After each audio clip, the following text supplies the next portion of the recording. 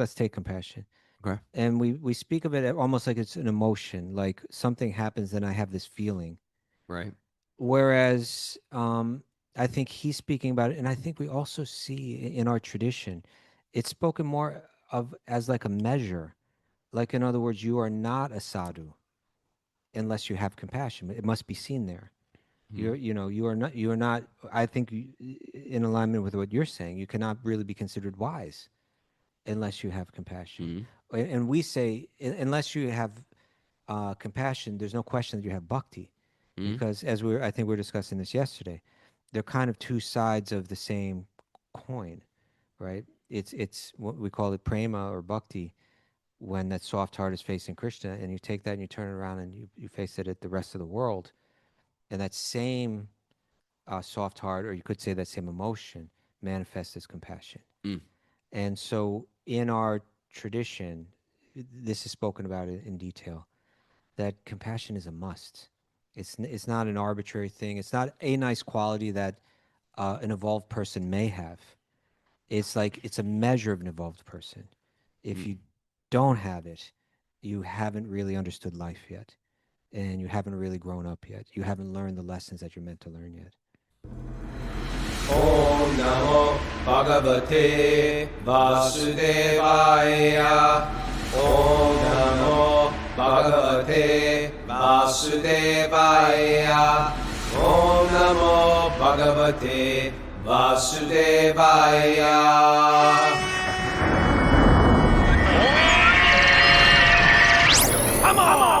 Live from Śrīmad Mayapur, this is Wisdom of the Sages, a Bhakti Yoga podcast with your host, Raghunath, and co-host and senior educator at the Bhakti Center in New York City, Kaustubha Das.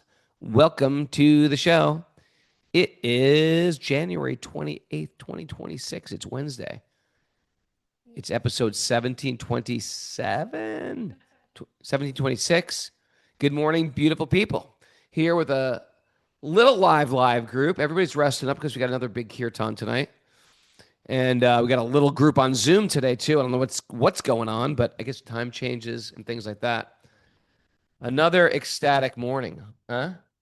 Absolutely. Really, really great today. I mean, actually, yesterday was ecstatic in one way. Today was You know, ecstatic in a it's different. different, delicious flavors. It's like Yeah. going into a pastry shop. It's like, that's good, that's good, that's good. There's just different flavors of good. Yeah.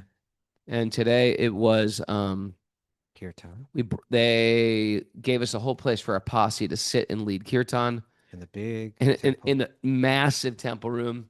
And I think it really turned the corner, because whenever there's a beginning of a kirtan, you're always thinking like, is this good? Am I feeling it enough? Am I performing? Am I doing this with devotion?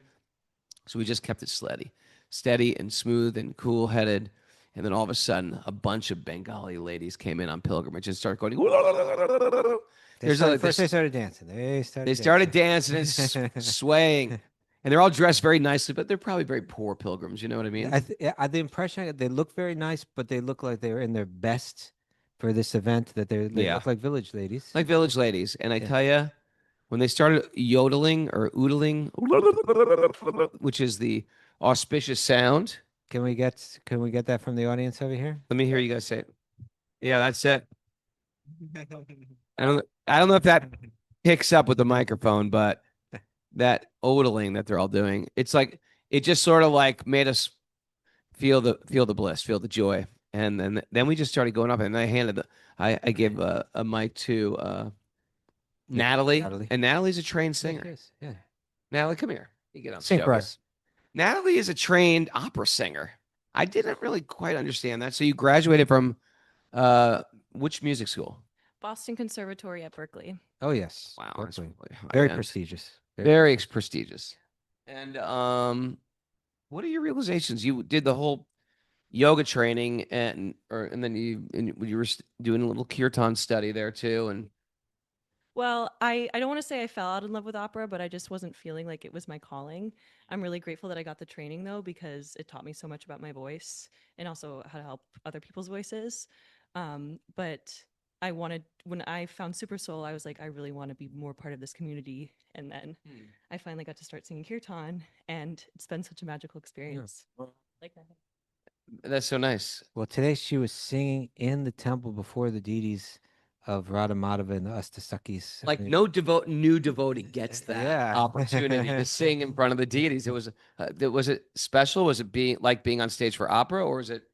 I mean, usually I feel so much anxiety and like almost dread when I go like for like my senior recital. Before I was so anxious, but like there's just this kind of peace and groundedness that came over me. And I was saying like I feel so lucky to have kind of made my kirtan debut in like the main ISKCON temple. Like that's How did it very feel huge. when all the ladies started dancing and getting into it? My eyes were closed, and when I opened them, they were all there, and I was like, "Whoa! Like, wow, I have fans." It was amazing. It is. It is. You were sort of very meditative. I was trying to get your attention a few times, and I was like, "Hello, I don't want to I don't want to shake you, but I need you to come in here." But that was a very fun kirtan too. It was very fun, and when you get all those pilgrims, because they sort of came out of nowhere, because they weren't there And then when we started. more started coming. And more started coming. They started getting excited. They started singing. They started dancing. A few were coming up from behind and kissing Katie and The Sue. first, well, when it ended, they all ran up and because everyone was dancing together. It was like the Westerners and then the locals, and it's like we understand each other on this devotional level. We're all hearing the holy names of Radha and Krishna. We're all feeling, even though we're from completely different worlds, we're feeling the same internal loving emotion, and that connection is a dynamic thing.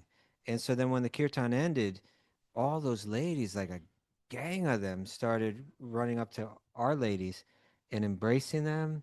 And they probably didn't speak English, No, but no, there's so much they were like communication village going on. ladies.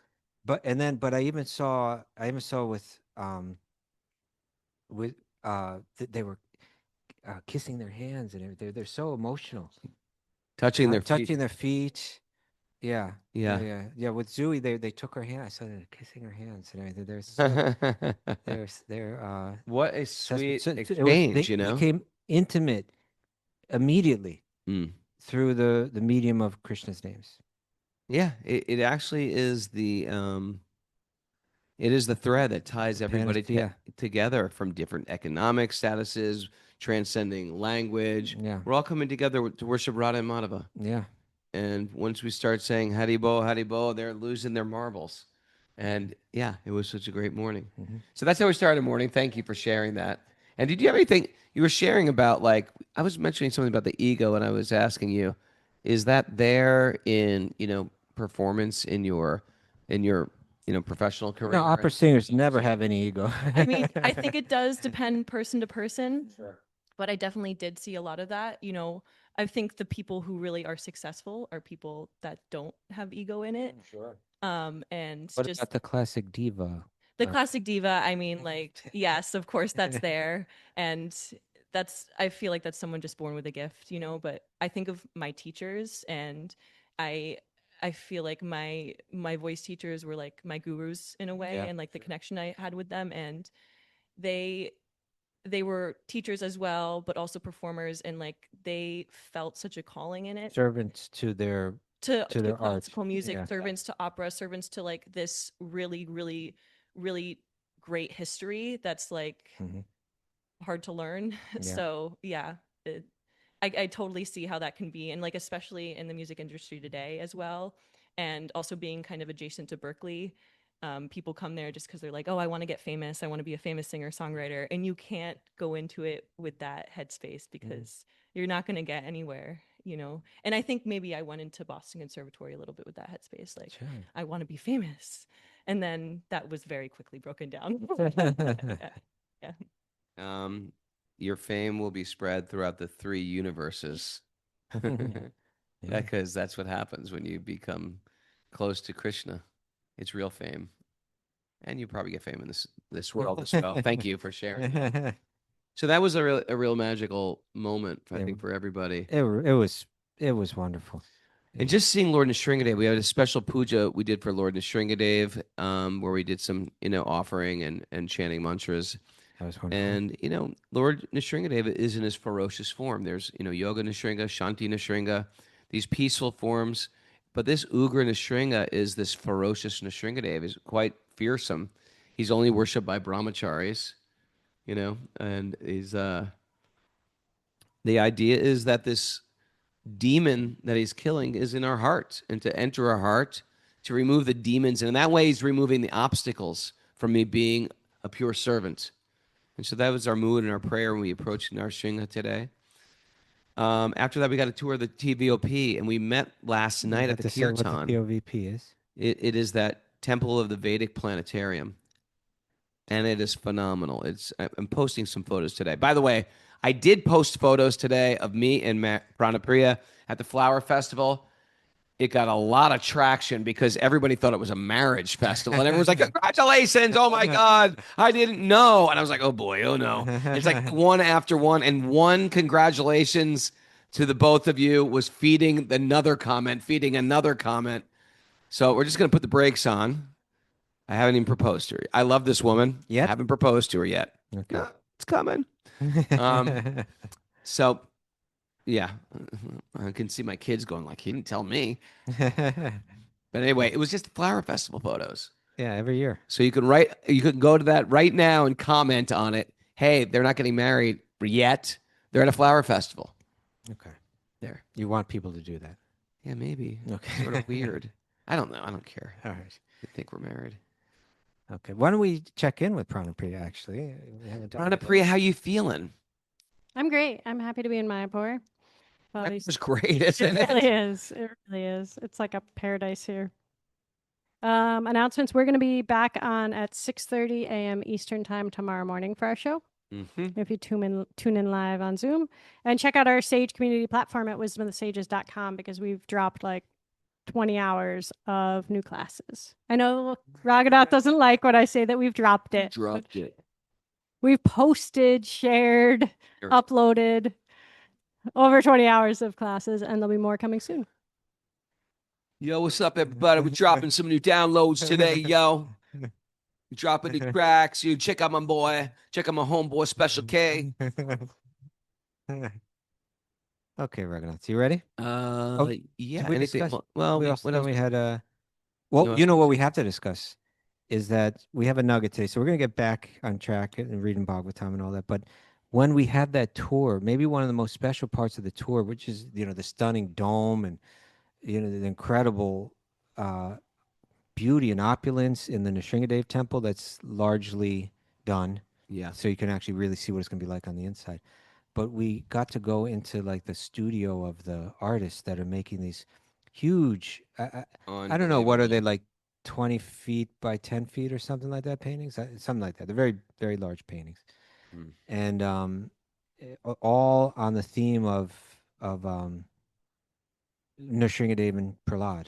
Mm. Like he was commissioned to, I think, 16. I think that's what they're working on right now, and they're almost done. The last one was being drawn out in great detail, and we're watching him paint on the final strokes on some of the latest ones, and they were stunning. To be in there with those paintings was just so moving.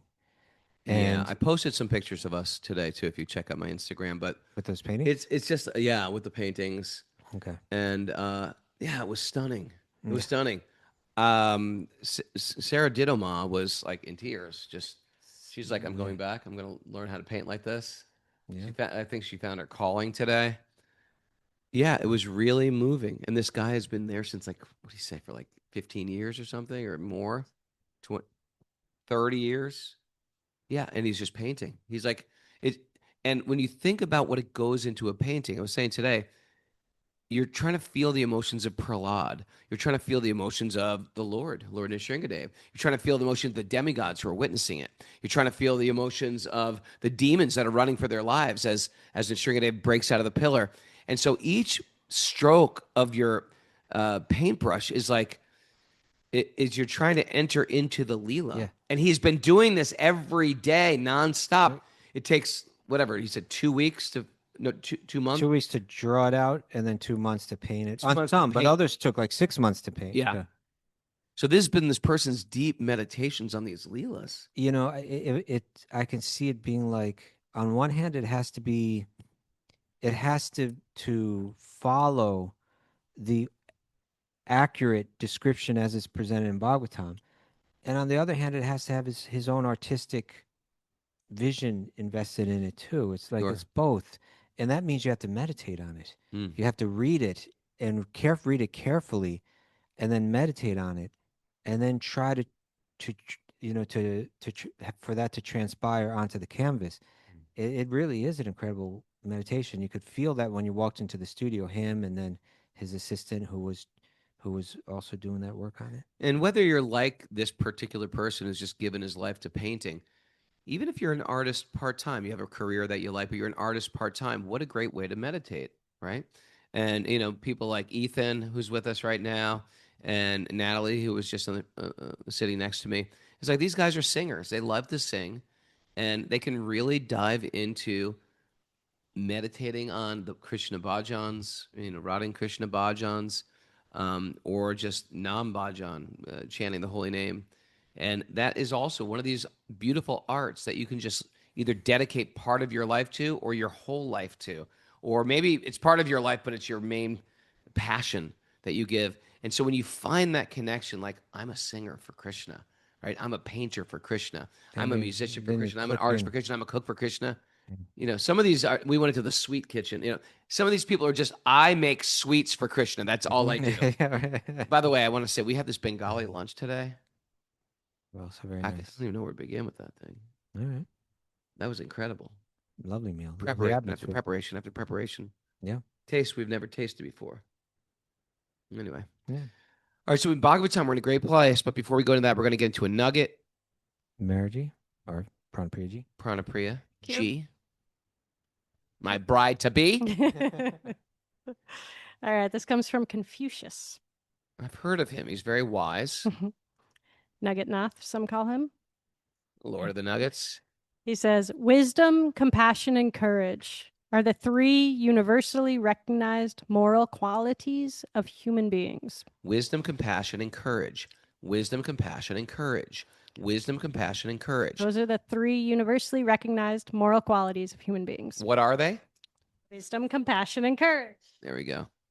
Not porridge. Wisdom, compassion, and porridge. So what do you think? I like it. Yeah, I like it. Okay. I like it. Is that it? But yeah, I like it. You like it? I do. Wisdom, All right, let's move on. compassion. That's part of wisdom is you have compassion for people. Mhm. You Well, know? yes, I did a little bit more research on this, and his point was that all three need to be there. If you don't have all three, the wisdom will get warped in a way. The compassion will get warped. Like the compassion will just be sentimentality, but ineffective. The wisdom, if there's no compassion, it'll be like applied in some way that's harmful, and or if you have the other two but you don't have courage, then it's something that's never acted on. So it doesn't actually take any effect. So he was saying that all three of these must Work be present. together. Yeah, must be Trifecta. Yeah. Sorts. They're trifecta. Yeah. Yeah. Yeah, it seems like when you are wise, you're naturally a little compassionate. You don't hold people to their behavior. Wise people don't condemn. This person is useless and will be eternally useless. But theoretically, your wisdom could be like, I've understood more deeply how the world works. I see the patterns that other people don't see. I've matured, and now I'm using that to manipulate things or even people. Is that wisdom then? Well, that's the point that he was making, is you could call that a type of wisdom and without compassion. That's how he was presenting it. Okay. Yeah. How's that different than what I said? Well, I think you said that if you have I was wisdom, breaking you the trifecta. you necessarily have compassion, which that's another way of seeing wisdom, I would say. I guess I'm thinking of spiritual wisdom, not just Yeah. being thoughtful. Mm-hmm. Yeah. Okay. I agree. You want to shut me down for anything else? I wasn't shutting you down at all. Seems like you were. Yeah, I know, but that's the way you see things. Well, maybe you're not wise.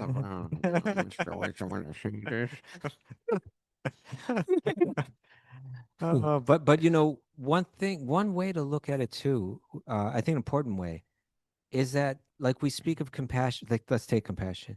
Okay. And we speak of it almost like it's an emotion, like something happens and I have this feeling. Right. Whereas I think he's speaking about it, and I think we also see in our tradition, it's spoken more as like a measure. Like, in other words, you are not a sadhu unless you have compassion. It must be seen there. You are not, I think, in alignment with what you're saying, you cannot really be considered wise unless you have compassion. And we say, unless you have compassion, there's no question that you have bhakti. Because I think we were discussing this yesterday, they're kind of two sides of the same coin, right? It's what we call it prema or bhakti, when that soft heart is facing Krishna, and you take that and you turn it around and you face it at the rest of the world. And that same soft heart, or you could say that same emotion, manifests as compassion. And so in our tradition, this is spoken about in detail, that compassion is a must. It's not an arbitrary thing. It's not a nice quality that an evolved person may have. It's like, it's a measure of an evolved person. If you don't have it, you haven't really understood life yet, and you haven't really grown up yet. You haven't learned the lessons that you're meant to learn yet. Yeah. And we're going to see that now in our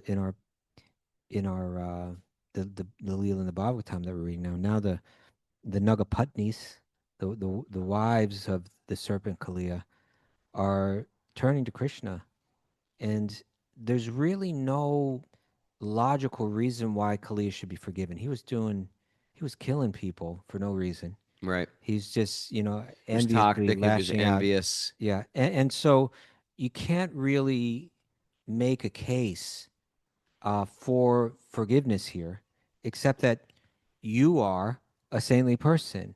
You are good, and therefore you must have compassion. And therefore, please show that compassion now. And so we'll hear from them. All right? Yep. These are the prayers we're in the prayers of the Nāgapatnīs. Okay. Ready? Narayanam namaskritya naram chaiva narottamam devim saraswatim vyasam tato jayam mudirayat. Before reciting the Śrīmad Bhāgavatam, which is our very means of conquest, one should offer respectful obeisances to the Supreme Lord Narayan, unto Nara Narayan Rishi, the supermost human being, unto Mother Saraswati, the goddess of learning, and to Srila Vyasadeva, the author.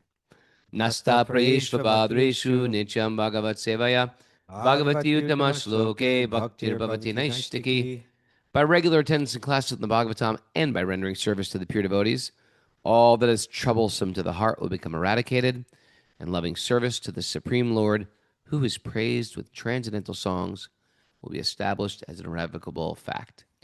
Om Jnana Timirandasya Jnananjana Shalakaya Chakshurun Militam Yena Tasmai Shri Gurave Namaha. I was born in the darkness of ignorance. My teachers are opening my eyes with a torchlight of knowledge. Offer my obeisances at their lotus feet. Reading from the Śrīmad Bhāgavatam, Canto 10, Chapter 16, Text 49. Nāgapatnīs speaking. Nāgapatnīs. Almighty Lord, although you have no reason to become involved in material activity, still you act through your eternal potency of time to arrange for the creation, maintenance, and destruction of this universe. You do this by awakening the distinct functions of each of the modes of nature, which before the creation lie dormant. Simply by your glance, you perfectly execute all these activities of cosmic control in a sporting mood. Very interesting. Yeah, we read that last time, but okay. Well, let's discuss it a bit, because it is so interesting, actually, that he's saying, first off, they say it's amazing how they know this stuff. Even like, who are these Nāgapatnīs, and how do they know so much?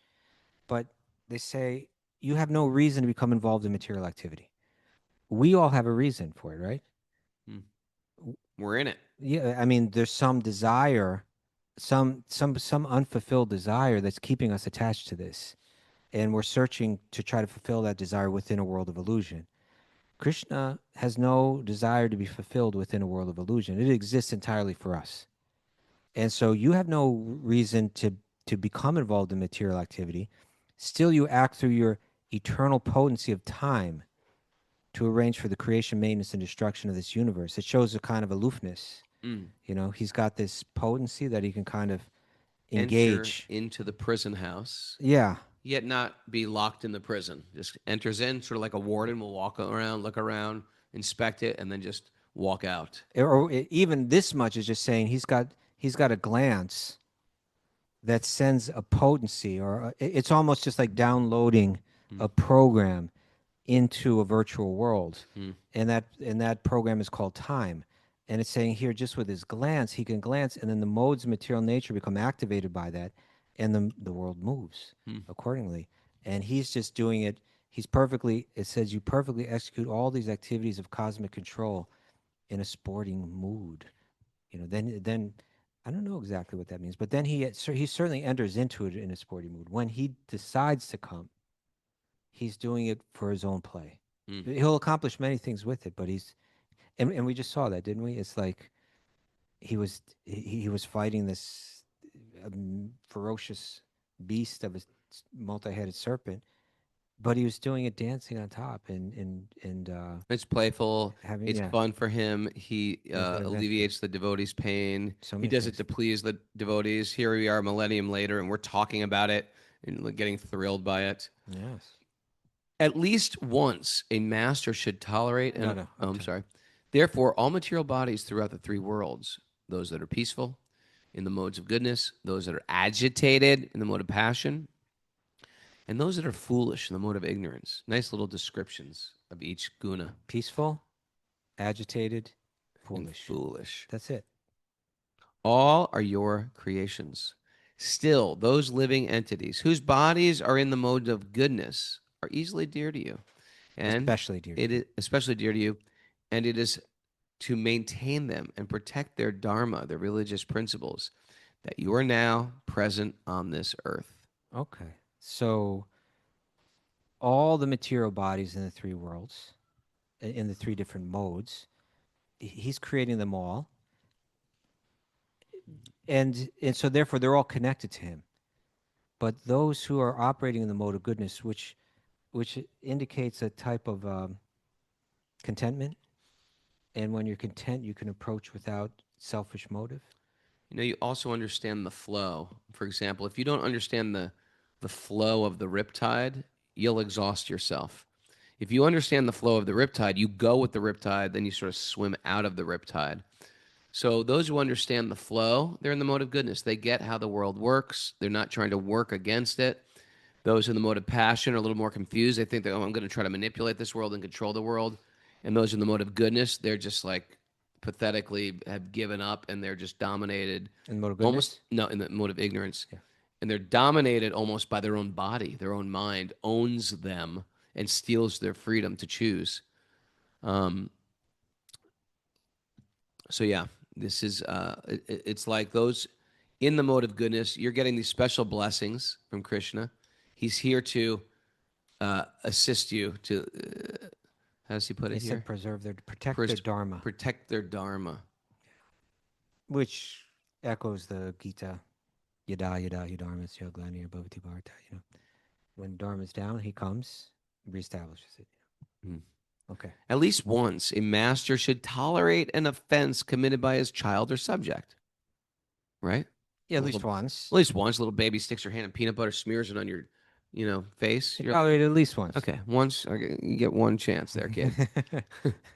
At least once, a master should tolerate an offense committed by his child or subject.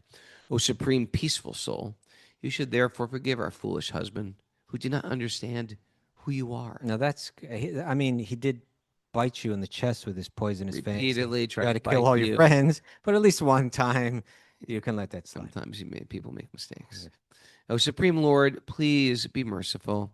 It is proper for the saintly to feel compassion for women like us. I'm sorry. It is proper for the saintly to feel compassion for women like us. This serpent is about to give up his life. Please give us back our husband, who is our life and soul. Okay. So they're saying, the saintly people, naturally they're compassionate. It's proper for the saintly to feel compassion. And so we expect that, you live up to that measure. And so we're humbly asking you to apply that in this case. Now, please tell us, your maidservants, what we should do. Certainly, anyone who faithfully executes your order is automatically freed from all fear. Isn't that good to know? Just like we tell the story of Jatayu. He's like an old bird. He's an old bird. right? And he wants to protect Sita, and he has no power to protect Sita. And he knows he's going to die in the hands of Ravana. But here it says that certainly anyone who executes your order, right? I just want to serve Lord Ram, automatically is freed from all fear. How beautiful, huh? It really is. There's you talk about understanding the flow. What they just did is not an easy thing to do. They in one sense they made a request. Please give us our husband back. Please forgive him. Mm. Right. Even though he literally killed Krishna's friends, he was able to revive them. Even though he bit Krishna in the chest with his fangs and tried to crush him and squeeze him and kill him, they're saying, just please, they're asking, please forgive him. Mm. But then they're also saying, and you tell us what to do. You know, we trust you. We have faith in your words. We're surrendered to your will. And in one sense, that's all the world is meant to teach us, right? It's like we're constantly trying to act according to an independent will or will that we think is independent. And they're just saying, we actually want to cooperate with your will. We see that by cooperating with your will, all our fears go away. When we cooperate with your will, we're in harmony with the all existence. So we're better off doing that. We believe that, we have faith in that, and now all we want is to hear from you how you think we can best do that. Okay, I got a question out here. Yeah. So I don't know if you saw that there was a person an American, I think, who recently free climbed that huge building in Taipei. Did you see that? He free climbed the building. Yeah, I think it was on Netflix or something, right? Okay. Everybody knows You this guy. know, you're a climber, right? Well, come here, Ryan. Ryan, what happened? What happened, Ryan? He climbed a building.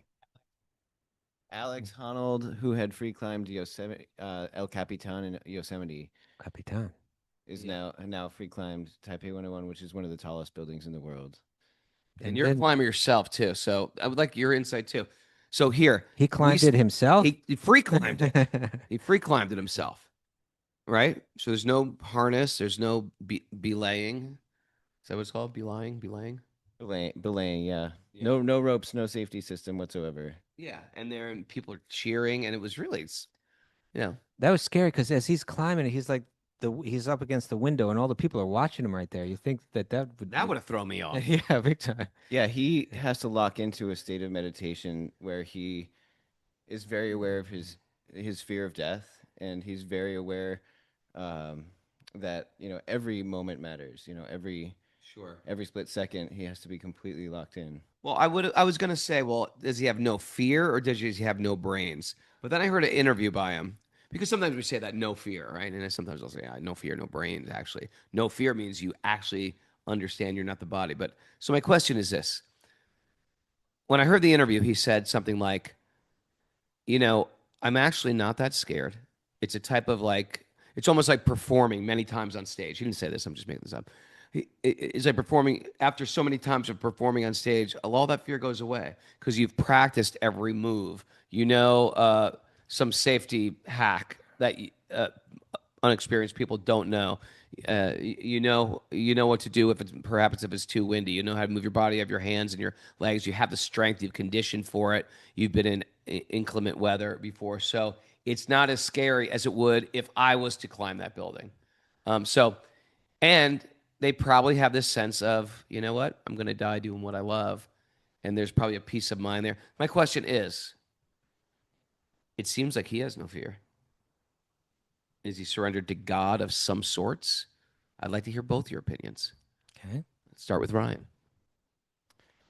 Well, I think he has a wife and kids now, so he doesn't want to die. He's not just surrendered like you were saying, like he'd love to die doing that. Okay. But they say in climbing, you can either be a bold climber or an old climber. You can't be both. A bold, okay. Okay, I hear you. Thank you. That's good climbing insight, Ryan. Yeah. Prabhu, what are you, bold or old? I'm getting old, but I'm pretty risk averse. Risk averse. Okay. Yeah. Prabhu? What you mentioned earlier, I once heard my father say something like that because I once saw someone ask, he flew planes in Vietnam, Okay. and he was being asked, "How do you do that?" And I also see, like, you see those films like what was that famous war film that everybody's Band of Brothers, I think. Okay. And you see that, like, you're just some guy growing up in Nebraska, like, one day, and then you go to boot camp for a series of months, and the next thing you know, you're in an airplane flying over France in the middle of the night. Planes next to you getting shot out of the sky, Yeah. and you jump from a parachute down into the darkness and Trying to land. kill you. Yeah, It's one yeah. thing jumping out. I don't even want jumping out of a plane and getting shot at while you're jumping. Into a foreign land that you've never been in before, Where the even enemy are all, yeah. or even if they weren't at war, you can't speak their language. Right. Help me, I've twisted my ankle. So how do you prepare an army of people to do that? And it's a fact that it's like you train and you drill and you train and you drill to the point where you really know what you're doing. It's not that they weren't feeling fear, but that's what my father's answer was. He's like, "Well, I did what I was trained to do." And he got so much training to do it, and then you become very familiar with the skills that are needed to accomplish the task, and then you go and you accomplish the task. So for someone like that, you would know better than me the skills that are involved, but the strength that it takes to lift yourself up in certain ways and to grip, the strength of your grip and so on. He has a lot of confidence that he knows exactly what he's doing. When he knows whether or not he can pull himself up to that next level or not, because he's done it hundreds of times. So explain the difference between surrendering to Krishna and having no fear and just being expert at a dangerous skill. Well, you see, it's one thing to not fear something in particular, and because his thing is kind of like a daredevil thing, we think it means he's not afraid of death, but it really just means he knows he's not going to die because he knows how to handle this. It doesn't mean that he's not afraid of death. Sure. It doesn't mean that he doesn't have any kind of fear. It doesn't mean that I won't miss his wife and kids or whatever. Or just, in other words, he may be on his deathbed about to die. And I'm not saying anything about him in particular. I don't know anything about this man. But I'm just saying the fact that you're not afraid to do some kind of daredevilish activity doesn't necessarily indicate that you've overcome fear. It's just you've overcome it in one particular field. But our idea of becoming free of all fear has to do with understanding that I am actually indestructible, that the bodies are something that is definitely going to change. I'm definitely going to die. It's something I'm definitely going to go through. I've already come to terms with that, and I've already let go of all my attachments, so I don't have any fear of death. That's more like what we're Okay. And in this statement by the Nāgapatnīs, they said by following your order. In other words, again, all my pain, all my suffering is due to my trying to strike out independently, to seeking some independent desire to fulfill in the illusion. And all the suffering is actually an illusion too. It's really hard to have this conversation with you, Raghunath. I'm trying to, we're gathering facts here. Pranpriya wants to share something. Right. I needed my phone back to do takeaways also. But I did find some interesting things about fear regarding specifically Alex Honnold. It said in 2016, he was subject to functional MRI scans that revealed that unlike other high sensation seekers, his amygdala barely activates when watching disturbing images. So he only feels fear occasionally, and he's desensitized himself to most fearful situations. Yeah. Very interesting. I mean, we see these construction guys that work up on those beams, and they're just, Yeah. they're just built a little different than everyone else. Thank you, Ryan. Um, Ryan might have found his calling today too, because he's a tailor. He sews things like backpacking equipment and sleeping bags and things like that. But I could tell there was some sparkle in his eye when they went through the deity cloth making, room. it's such a massive building, and it has all these massive rooms where like these incredible things are going on. The painting was one, the kitchens were another, and then we passed through some room where they were just making deity clothing. making all the beautiful outfits. for the deities, and you could just see all these teams working away. You know, like you could see from what it looked like, they're like kind of the teachers that were there, and it looked like kind of like a school. Yeah, there are mannequins in there, and some people were sewing away, and some people were like learning like what the next task is going to be. You know, it was like a whole thing going on. The deity worship's a thing. Like people in the West, they don't get it. No, they don't. It's funny. I never got it until I got second initiation and I started going on the altar. I always, when you're not second initiated and you don't go on the altar, there's a whole nother secret world happening behind that curtain at a temple that you don't see. Mm-hmm. And only when you get on that altar, you're like, oh, wow, that's what's going on back here. They're feeding the deities. They're putting the deities to bed. They're dressing the deities. They're bathing the deities. Like that was never, maybe because I grew up in America, maybe everyone in India knows that, but that was like a whole shocking and really interesting, really high level experience for me. But it's a thing. It's definitely a thing. It's a thing, but I get it how from the Western point of view it can seem either silly, foreign, peculiar, or just like a misuse of human energy. Right. You know, why are you taking all of this time and energy and dedicating it to a statue when you could be doing something good for the world? I mean, I could see that kind of judgmental. Sure. But I think what they don't get is that it's setting aside the idea of whether the awareness, the consciousness of the supreme being can be present within this form. Let's go ahead and set that as logically. There's absolutely no reason why there couldn't be, right? If you really want to discuss God is everywhere. Sometimes people say God is everywhere. Yeah. Why does he have to be on the altar? Well, why can't he be on the altar if he's everywhere? Right. And so, but let's even set that aside. Let's just look at it from the point of view of the participant or the practitioner. The idea that I've found a way, anyone that practices meditation, a lot of people don't practice meditation, so they're just totally unaware and they're not even ready to enter into the conversation. Sure. But if you practice meditation, very quickly you learn how difficult it is to focus the mind on one object. And so what this culture had a way of doing was to say that there's an ultimate object of meditation, and that's the supreme being from whom everything comes. And there are ways, there's all varieties of ways to meditate on that supreme being and different features of that supreme entity that can be meditated on. But the personal feature has particular advantages for meditation. One, it's the complete it's that being in its completeness, and it can reciprocate in all kinds of powerful ways. But just from a very practical, consideration, it allows one to become very absorbed. In other words, the whole point is, how do I get aligned, moving around? How do we, as a community, get aligned, moving around one center?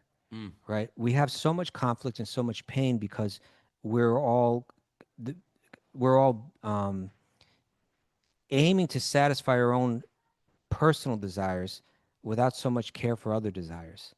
What if we all got around? What if we found a way to desire all around the same center? And that's what that is. It can do it for a family. It can do it for a community. Potentially, it can do it for a nation. That everyone says, let us all work. Let us all serve for the pleasure of that divine. And we see it happening in a place like this. You can actually see it happening. When you feel that, it's beautiful. I remember at the end of that film, the very nice film. What was the title of it again?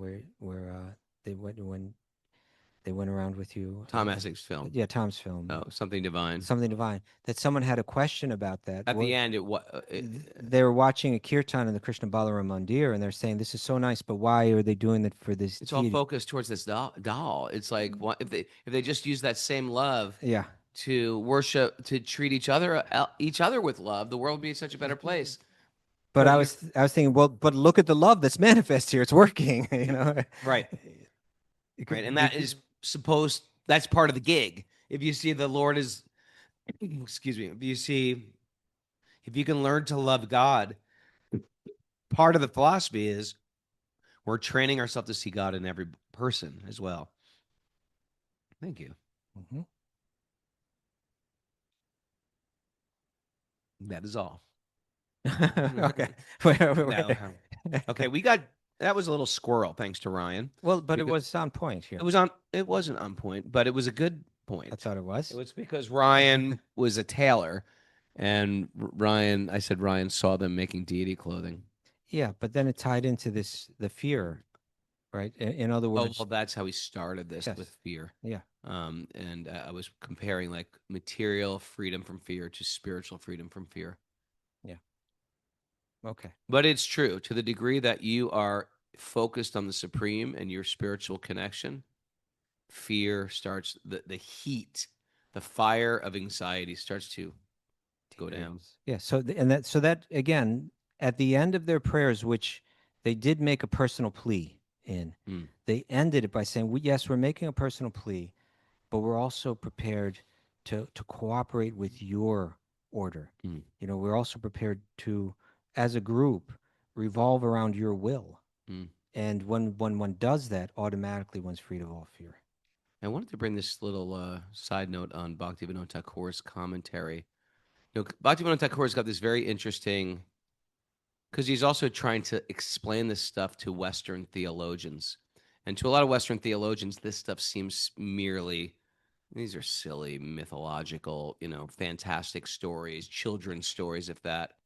And he wanted to bring out some really sort of weighty points that even like a theologian from another tradition can appreciate. So he understood the Kaliya Damana pastimes, or Kaliya getting punished by Krishna, as not merely as a mythic story, but as a profound inner allegory of the soul's purification through bhakti.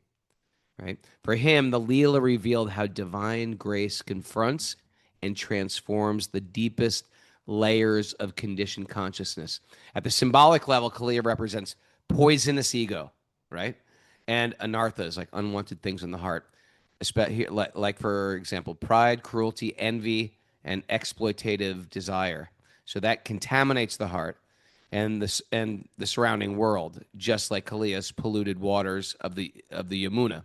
The ego pollutes the current of consciousness, making the heart uninhabitable for devotion. So Bhaktivinoda, and it's very timely because we're here near Bhaktivinoda's home. Bhaktivinoda Thakur emphasized that this poison is not abstract. It manifests as domination, hypocrisy, and misuse of power, particularly in religious life.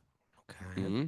Now, the Yamuna River in Bhaktivinoda Thakur's reading symbolizes the flow of bhakti, right? And when contaminated by false ego, even spiritual practice becomes toxic. Externally religious, but inwardly harmful. And Krishna's entry into the river represents the descent of pure devotion into the heart. Isn't that interesting? Even when the heart appears dangerous or defiled. Importantly, Krishna does not wait for the river to be purified first. He jumps in out of compassion. And Krishna dancing on Kaliya's hoods symbolizes the supremacy of divine love over false self. And Bhaktivinoda Thakur also explains that the ego has many hoods, like layers of identities, control, and self-importance. And Krishna does not merely kill Kaliya, he subdues him, forcing surrender. This reflects Bhaktivinoda Thakur's key teaching. Bhakti does not annihilate the self, but reorders it, right? Like recalibrates it, placing the soul joyfully beneath the feet of divine will. Like that? It was very interesting. Like that? Yeah. There's particularly that one point about him not waiting. Not what? Not waiting to jump in, and not Right, that waiting was for the pretty heart to be interesting. purified first. Because again, if we go back to this deity worship and what it's really all about, if you actually take the time to study, not just take a glance at it and judge it, but really investigate it and how it's taught, and the change that it's meant to make in the practitioner, you see that the idea is that, in one sense, that altar becomes like a symbol of the heart, and it should be pristine and pure, and then we should request God to sit on that altar eternally. And through doing it externally, it's assisting us it's easier to do something external than it is to do it internal. So by practicing it and practicing it every day on a daily basis, Then it becomes part of our thinking process, our thought it process, becomes our internalized. internal, yes, And- an internal vision. And so then now the altar becomes the heart. And the heart needs to become purified of all of its lower tendencies, of its lust and greed and anger and all these things, so that God will sit there, sit on the altar of our hearts, say, once it's been purified. Mm. And but here it was so interesting that it said, but perhaps if he waited, he would never show up, right? If he waited for us to have it completely pure. Mm. But perhaps when he sees we're trying, he jumps in and enters into that space already Mm. and helps to purify it. And we do see that, right? Yeah. And he says this one other nice thing about the wives of Kaliya. Now, the Nāgapatnīs, Yeah. they offer their prayers, which are very significant in Bhaktivinoda Thakur's interpretation. He says they represent humility, right? This is what we need: humility, repentance, Yes. and the soul's latent devotion. We already have latent, meaning like it's in there, but we've just never manifested it, even within a corrupted personality. Humility, repentance, and the soul's latent devotion, even with our corrupted personality. The prayers of the Nāgapatnīs soften Krishna's heart and lead to Kaliya's release. And Bhaktivinoda highlights this to show that grace responds not to power or resistance, but to sincere surrender. There you go. Super nice, huh? Very nice. Thank you, Raghunath. Thank you. Welcome, sir. All right. Miss I Pranpriya, think we just had. what you got? Oh, I guess there's quite a few verses left. Okay. Are we done? You got some goodies? Is that it? Okay. You ready for some takeaways? Yes. All right. Kirtan ties everyone together from all over the world. Yep. Did you just cut me out of the picture here? Mm. Is that what's happening here? I Yeah. gotta lean like this to get in? You won't get anywhere if you're leading with your ego. Nah. There's a limit. You'll get somewhere, but there's a limit. Let Narasiṁhadeva remove the demons in our heart. Mhm. Yeah, I like that one. What does your demon look like? Ah. Cultivate the trifecta of wisdom, compassion, and courage. You got any demons in there? You really? No, I'm serious. I am too. Come on. I don't think you do. If he does, he's like this big. It's a little A demon. little baby demon. Little baby. Little Ball demon. ball demon. Ball demon. She's got a little sweet ball that whips it at you. When you're content, you understand the flow of the riptide. Yeah. Follow Krishna's orders to be freed from fear. Okay. Let service to God be the center. Yep. To the degree you're connected, the fire of anxiety alleviates. Yeah. If you guys like it, just say Harry Bowl. If you don't like it, you don't have to say anything. I'm You trying don't- to engage the live community here. You don't need to wait for a pure heart to start practicing bhakti. Okay, they like that one. Grace responds to sincere surrender. A little bit less, but they like it. Yeah. Bhakti doesn't annihilate the self, it reorders it under the feet of divinity. Haribo. And And don't be Kaliya and contaminate the Bhakti river with your toxic ego. oh, Haribo. Thanks everybody for joining us. Yeah. Back tomorrow at a slightly different time. At 6:30 a.m. tomorrow. 6:30 a.m. Eastern time.